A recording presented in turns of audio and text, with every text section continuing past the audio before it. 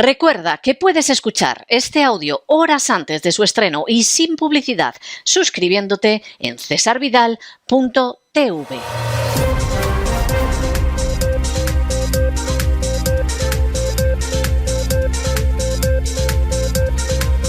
Las noticias del día. Estamos de regreso después de ese editorial que hemos dedicado a una de las grandes operaciones de la agenda globalista para lavar el cerebro a una sociedad y llevarla hacia su ruina. Esto no es conspiranoia, esto es una descripción de hechos objetivos. A principios de este siglo, en Estados Unidos, la inmensa mayoría de la población era contraria a la legalización de la marihuana, con mucho sentido común, porque además las drogas eran un flagelo y tenían muy claro que generalmente la puerta de entrada en el consumo de drogas más peligrosas era siempre el consumo de marihuana. Pero ahí llega George Soros, llega la agenda globalista, Soros desembarca y se apodera del Partido Demócrata antes de llegar a este siglo XXI, y entonces furcias mediáticas, políticos y de manera muy especial entidades civiles empiezan a lavar el cerebro a la sociedad de los Estados Unidos para que acepte que el consumo de marihuana no tiene ninguna importancia, es incluso más benévolo que si se bebe usted una cerveza o se fuma un cigarrillo, y que lo mejor que se puede hacer, puesto que no acabamos con los narcotraficantes, es simplemente declarar legal la marihuana. Detrás de esto ha habido siempre intereses económicos tremendos, por supuesto. Era un mercado que podía en un momento determinado captar a decenas de millones de ciudadanos americanos. Y de pronto, porque parece mentira, en menos de un cuarto de siglo, en una sociedad donde los cambios sociales necesitan al menos una generación para ser bipartidistas, resulta que el 70% de la población americana decide que hay que legalizar el tráfico, la venta de marihuana, que los políticos demócratas y republicanos aceptan lo mismo, y que incluso los dos candidatos presidenciales en estos momentos, tanto Kamala Harris como Donald Trump, son favorables a la legalización en todo el país del consumo de marihuana. Esto cuando, dado que en algunos estados el consumo de marihuana es legal, ya se sabe que las consecuencias son terribles, que los supuestos impuestos sobre la marihuana que van a venir muy bien al presupuesto del Estado son más que devorados, por ejemplo, por las consecuencias de los accidentes de tráfico, por el aumento del gasto en la sanidad y por otros trastornos derivados directamente del consumo de marihuana. Y por supuesto, Estados Unidos no es el único caso. En realidad, Estados Unidos va muy por detrás de otros países, como Reino Unido, como España, como la propia Argentina o Colombia o México. Porque al final la agenda globalista va llevando a las poblaciones hacia ese mundo feliz del que escribía hace casi un siglo Aldous Huxley. Una utopía en que la mayoría eran imbéciles, drogados, con la idea de que consumiendo un poco iban a ser felices, y estaban totalmente sometidos como si fueran ganado por una pequeña élite. Eso es la agenda globalista. Y si alguien quiere entender lo que es la agenda globalista, no tiene nada más que ir a esa distopía que es Un mundo feliz de Aldous Huxley, donde, por supuesto, otra de las metas es suprimir el crecimiento de la población. Y, por supuesto, eso lo hacemos a través del impulso de la homosexualidad, que es estéril por sí misma, porque el sistema de reproducción del género humano y en general de la naturaleza es el de un macho y una hembra, el de un varón y una mujer en el género humano, y cosas que uno en los años 30 diría, pero qué imaginación tiene Aldous, la verdad es que ha pasado el tiempo y se ve claramente. La agenda globalista tiene ahora un enorme poder mediático, político y social para impulsar a la sociedad a su propia destrucción y a su esclavitud. Y este caso es uno de los más llamativos, si se quiere. Eso suponiendo que las furcias mediáticas lo hayan tocado, que más bien lo han metido debajo de la alfombra. Pero deja muy en claro hasta qué punto la agenda globalista tiene una enorme capacidad para lavar el cerebro de las poblaciones, aunque para ello se pueda tomar 10, 20 y 30 años. De eso hablábamos nosotros hoy en nuestro editorial, pero ya llega la hora de que entremos en nuestro boletín informativo. Y lo hacemos, además, como siempre, con el segmento de España, donde, lógicamente, la Dana de Valencia sigue siendo el tema principal. Y tiene que ser así, porque en estos momentos, entre los muertos recuperados y los desaparecidos, estamos hablando de 1 millar de vidas, vida arriba, vida abajo, y esto no se ha acabado ni lejanamente. ¿Qué pasa con el gobierno nacional? Bueno, el gobierno nacional está demostrando que es la suma de incompetentes a los que les importa sobre todo otro tipo de cosas que el bienestar de los ciudadanos y, vamos, no está dejando dudas al respecto. Aquí tendría que haber habido una gestión central de la crisis. El gobierno no quiere una gestión central de la crisis. Aquí el ejército tendría que haber salido inmediatamente para realizar tareas que son mucho más útiles que perder el tiempo como imbéciles en la Europa del Este y en Oriente Medio, donde a España no se le ha perdido absolutamente nada. Y aquí, por supuesto, tendría que haberse producido una reacción que demostrara que hay cierta competencia. ¿Es eso lo que ha pasado? No, no ha pasado eso.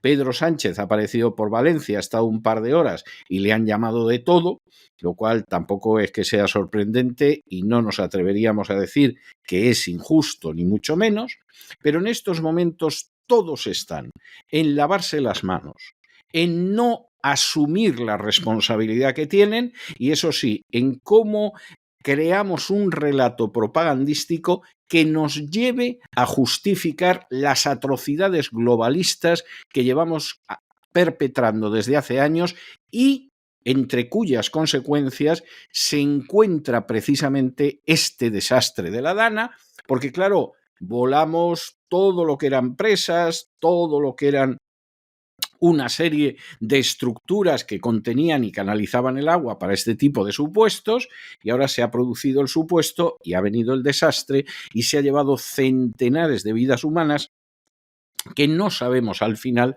si pueden ser incluso miles.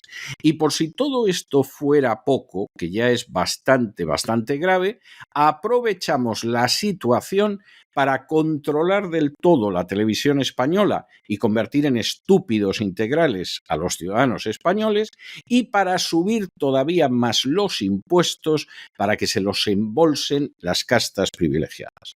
Esto es una auténtica radiografía de lo que es España en estos momentos, que nosotros llevamos muchos años diciendo.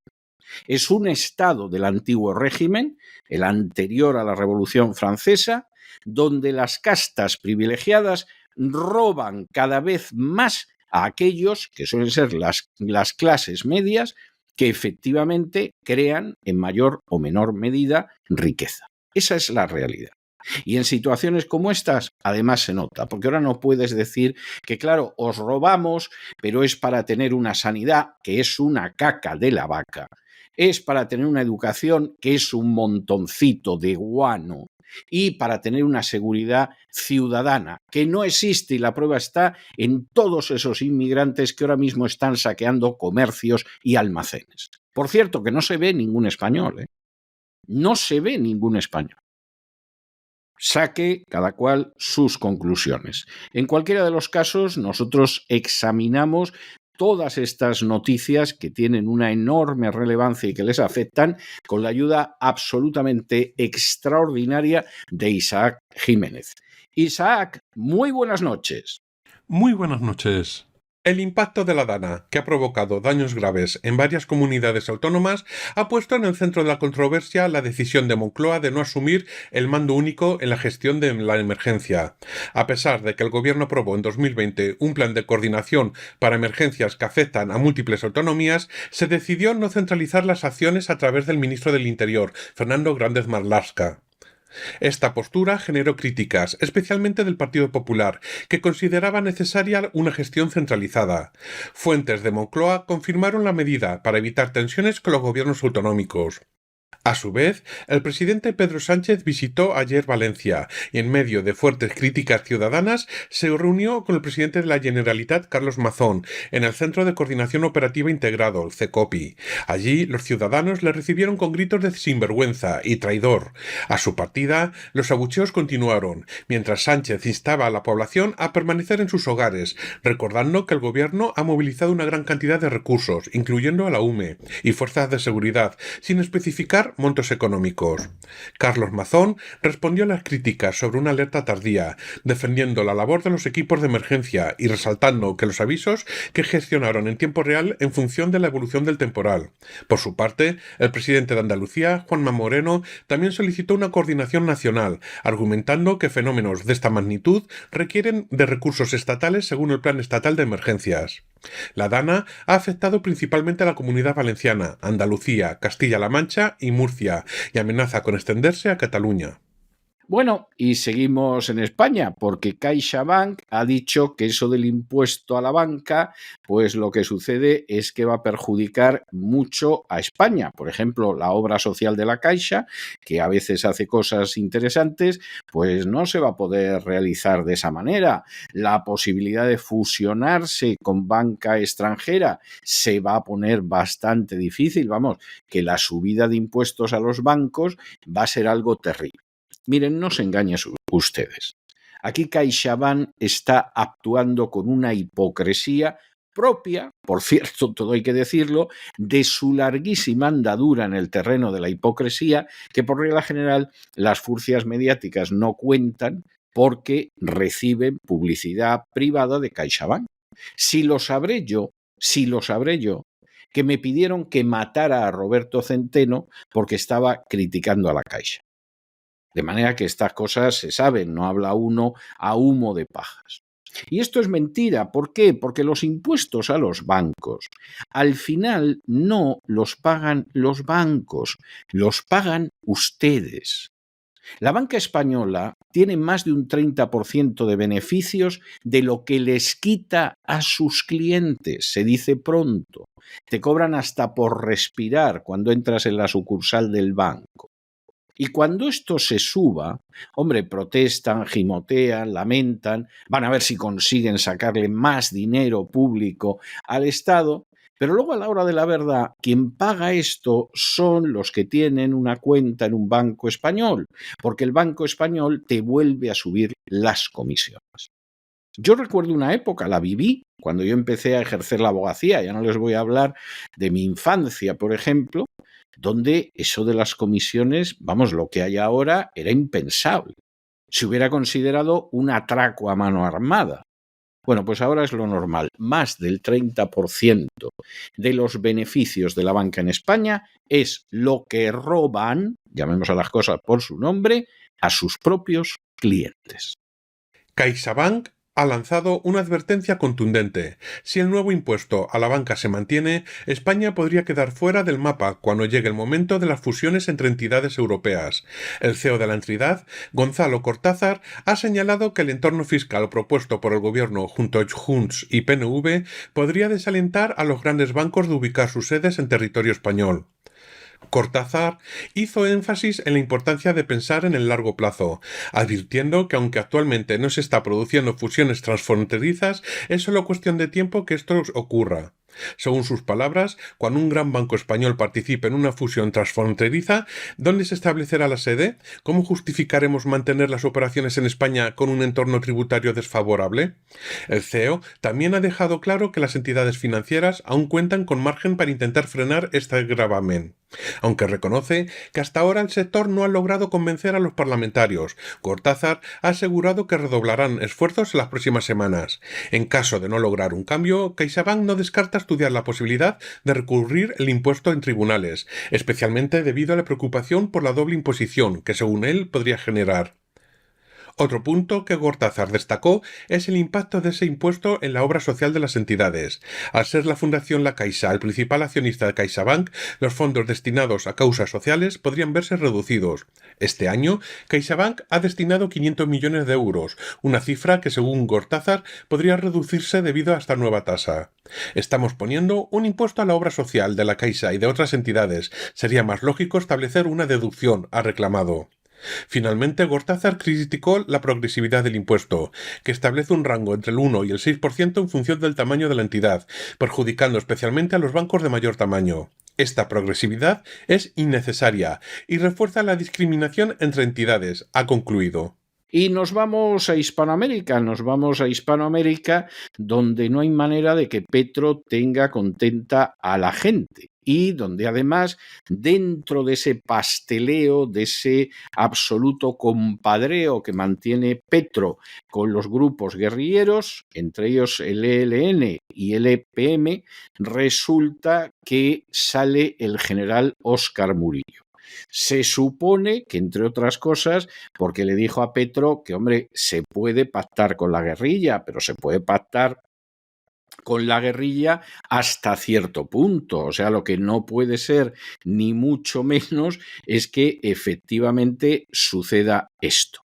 Y claro, esto sucede al mismo tiempo en el que Petro no solamente se arruga y echa a un general ciertamente relevante en la lucha contra la guerrilla, sino cuando además se da la circunstancia de que el EPM, que son las empresas públicas de Medellín, advierten que puede haber más de 1 millón de colombianos que para el año que viene no van a tener gas. La crisis energética es obvia y, en fin, esos colombianos, si tienen algo de sensatez, no se fíen en Petro y vayan ustedes buscando carbón y leña y cualquier otro combustible porque se les va a poner muy mal. En Colombia crecen las críticas hacia el gobierno del presidente Gustavo Petro, luego de la salida del general Óscar Murillo del ejército, presuntamente a solicitud del Ejército de Liberación Nacional, ELN, como condición para continuar con las negociaciones de paz. Murillo, quien lideró operativos contra el ELN en la región de Chocó, se convierte en el centro de una polémica que ha sacudido a las instituciones de seguridad. El excomandante, Eduardo Zapateiro, advirtió que el ELN está ejerciendo una influencia alarmante en el Estado y tanto figuras del Centro Democrático como el senador conservador Nicolás Echeverría Albarán han criticado la decisión, acusando al gobierno de debilitar la autoridad de las Fuerzas Armadas. La controversia se une a recientes revelaciones sobre el uso del software Pegasus y Enrique Gómez, director de Salvación Nacional, acusa al gobierno de intentar desviar la atención de la presión del ELN para la reforma de la doctrina militar. Mientras tanto, Empresas Públicas de Medellín, EPM, ha lanzado una advertencia sobre el desabastecimiento de gas natural, que afectará a más de 1 millón de colombianos en 2025. La escasez obligará a muchos hogares y sectores a recurrir a combustibles alternativos, como el carbón y la leña, afectando la transición energética y encareciendo los costos de producción en la industria. La falta de infraestructura, incluyendo la planta regasificadora en el Pacífico y problemas en los gasoductos, se suma a la baja producción en campos de Córdoba y a la incertidumbre para nuevos contratos de explotación. EPM insta al gobierno a tomar medidas urgentes y a desarrollar proyectos que aseguren el suministro de gas a nivel nacional, previniendo así una crisis energética que afectará tanto a usuarios residenciales como industriales. Estas noticias resaltan los desafíos actuales en Colombia, tanto en seguridad como en energía, en un contexto de intensas tensiones políticas y sociales. Y nos vamos de Colombia a Perú, donde el Poder Judicial acaba de declarar ilegal al partido Antauro, un partido vinculado a Humala, y lo ha hecho a petición de la Fiscalía de la Nación. Es bastante interesante el hecho de que esa ilegalidad, que conlleva el cierre de sus locales partidarios, no esté relacionada con los afiliados del partido. Aquí no se produce en un momento determinado la detención de los afiliados del partido, la imputación de hechos delictivos a los afiliados del partido, sino que lo que sucede es que se cierra esa estructura del partido, el partido como tal, fundamentalmente porque tiene una ideología que es etnonacionalista y que desde luego se da la circunstancia de que choca con una estructura democrática. Y obviamente un partido de ese tipo es un partido que no tiene lugar dentro del organigrama político del Perú. Visto, y no crean que es cogido por los pelos, pero visto con cierta sensatez, tampoco tendría lugar en España la existencia de partidos nacionalistas vascos o catalanes, donde también hay una especie de etnosentimiento de superioridad, que uno lo mira y dice, ¿pero superioridad de qué, hijos míos? Pero lo cierto es que en el caso del Perú están intentando despejar lo que va a ser una situación electoral dentro de muy poco y efectivamente dentro de esa situación electoral para cierta gente no hay en absoluto la menor posibilidad de ir a unas elecciones, confluir en unas elecciones. El Poder Judicial de Perú ha declarado ilegal a la organización política Alianza Nacional de Trabajadores, Agricultores, Universitarios, Reservistas y Obreros, conocida como Antauro, vinculada al líder etnocancerista Antauro Humala. La Corte Suprema, a través de su Sala de Derecho Constitucional y Social Permanente, dio a conocer esta decisión en su cuenta oficial de X, anteriormente Twitter, luego de que la Fiscalía de la Nación solicitara su disolución.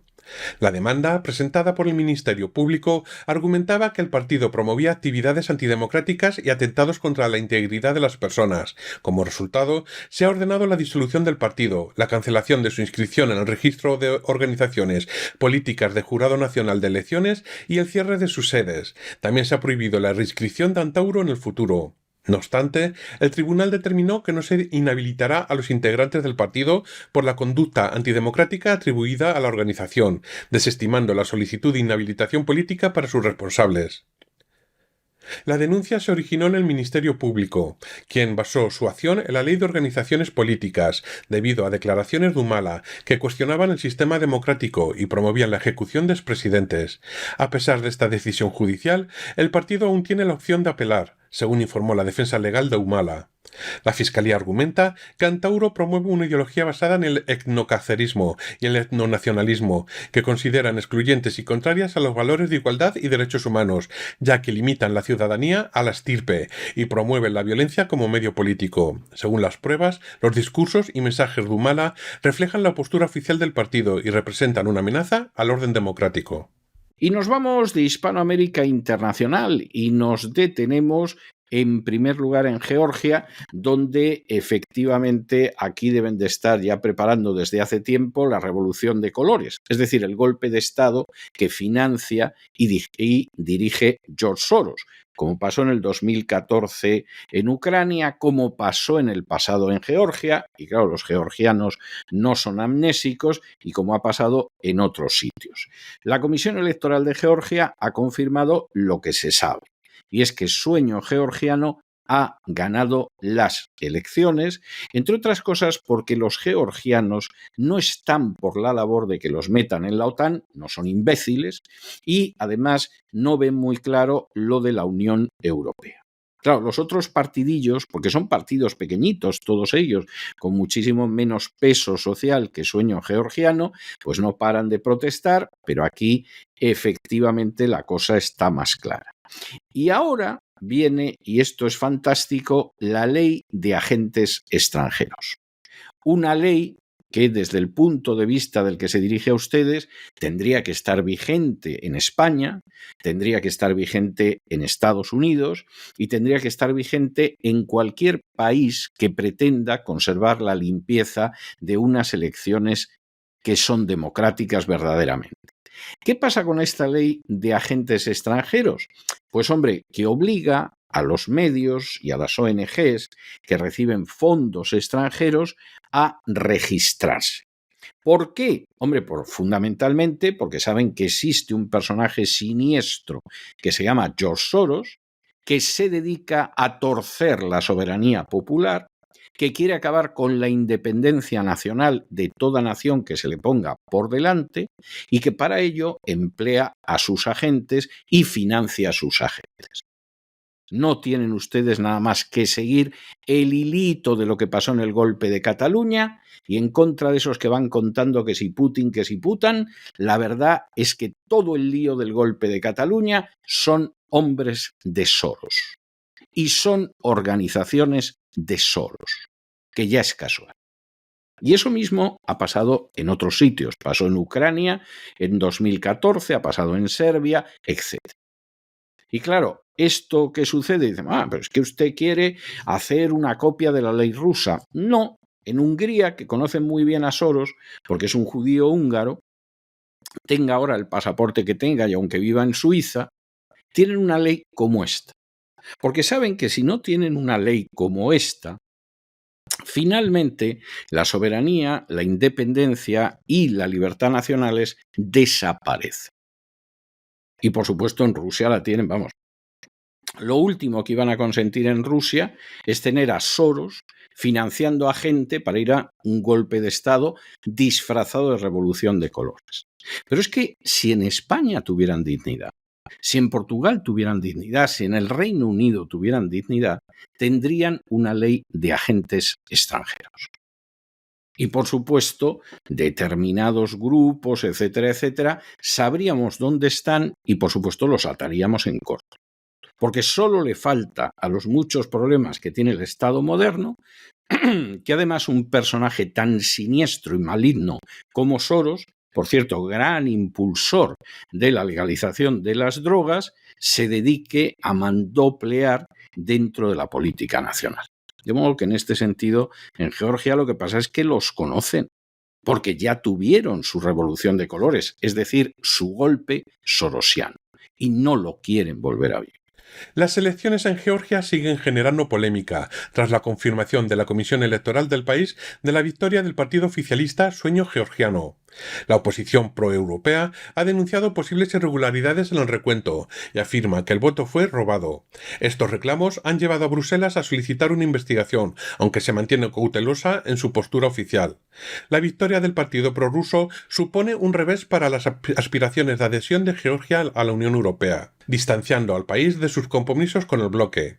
La Comisión Electoral anunció previamente que Sueño Georgiano obtuvo cerca del 53,9% de los votos, frente al 37,8% de la oposición. En respuesta, la Fiscalía ha abierto una investigación de presunta falsificación electoral y la presidenta Salomé Zurabishvili, de tendencia proeuropea, ha optado por no pronunciarse al respecto.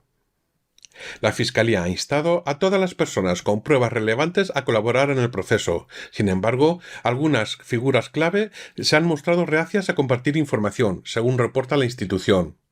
El jefe de la diplomacia europea, Josep Borrell, ha expresado su preocupación, mencionando que persisten irregularidades en el proceso electoral y que la OSCE aún no ha validado estos comicios como libres y justos, subrayando la necesidad de una investigación profunda. Las encuestas a pie de urna habían anticipado una posible ventaja para la oposición, con un 51,9% de los votos frente al 40,9% del Sueño Georgiano. La tardanza en la publicación de los resultados ha generado dudas adicionales entre los partidos opositores, que han anunciado su intención de bloquear la formación del nuevo Parlamento.